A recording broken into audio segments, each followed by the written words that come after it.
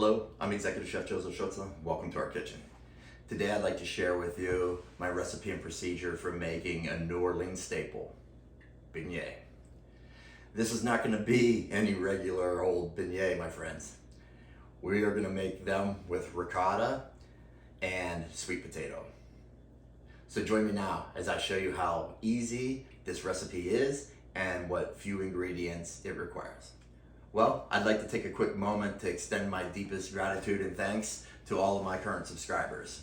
Your support means a lot. If you're new to the channel, welcome. And if you've been here before and have not yet done so, please feel free to subscribe and also hit that notification bell and be up to date with all of our latest posts. Let's get cooking. Okay, to begin, I like to put my dry ingredients into the mixing bowl. We have our all-purpose flour, sugar,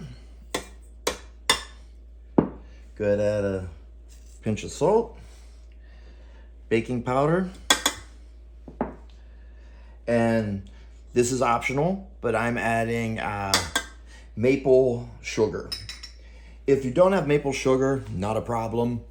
You could substitute maple syrup, but also keep in mind that that's going to adjust the liquid levels and consistency of your batter.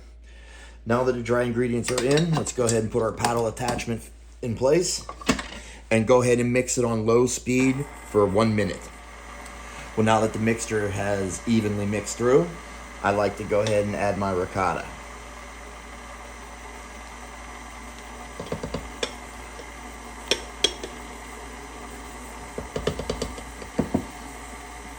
Now we'll go ahead and add our sweet potato.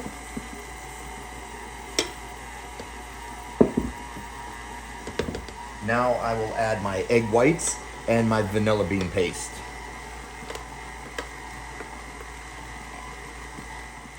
Let's go ahead and stop the machine and scrape our sides. Go ahead and mix again for another minute or so on about medium. Well, there you are. After everything got mixed in together, looking really nice. What I like to do now is I'll scrape my sides down off the bowl, and then we're going to put it into the cooler for at least an hour to set.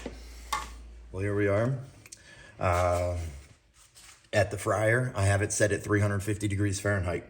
Feel free to do this stovetop if you like. My recommendation, 350 degrees Fahrenheit with your oil 2 to 3 inches deep in your pot.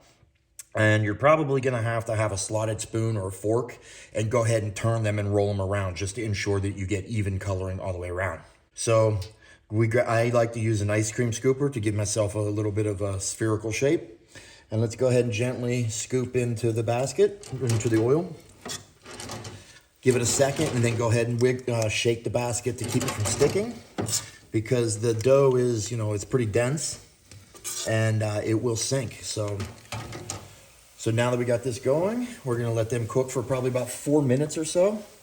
And then go ahead and turn them every now and again, just to kind of keep even coloring going and even cooking.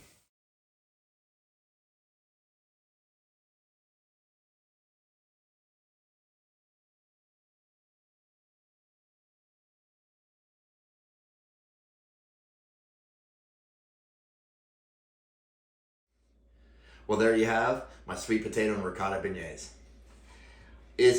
I think, is a really cool twist on a classic beignet. They're moist, fluffy, and nowhere near as dense as you would think they would be with containing sweet potato. I'm serving mine with a Bourbon Anglaise. There will be a link below for how to make that as well. The beignet itself can stand alone. You don't need anything with it, to be honest with you. But some good sides are the Anglaise, as I said. There's also a chocolate sauce would be fantastic for it, or even a caramel. And powdered sugar, of course. So, well, I hope you enjoyed today's demonstration. Give it a shot. Let me know what you think. I got a feeling you make it one time, you're going to be hooked, just like I am. Thank you for joining. You had fun.